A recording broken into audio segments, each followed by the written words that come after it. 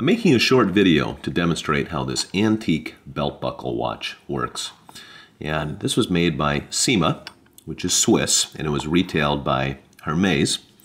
So these came out because at the time the wristwatches that were worn did not have shock protection. And you picture if you're going to tee off on a golf ball wearing your wristwatch would get damaged. So this was a belt buckle watch, and you would wear this on your belt as such, with the crown pointing towards the top. And then what you would do, let's see, I do not have a tripod, so bear with me. You would press this little button down here on the bottom, and then when you depress that button,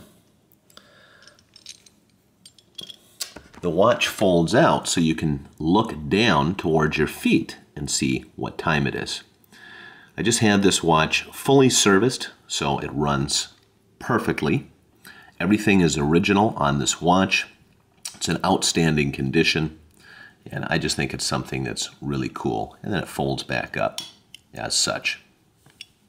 So in summary, an antique, solid sterling silver belt buckle watch that was retailed by Hermes.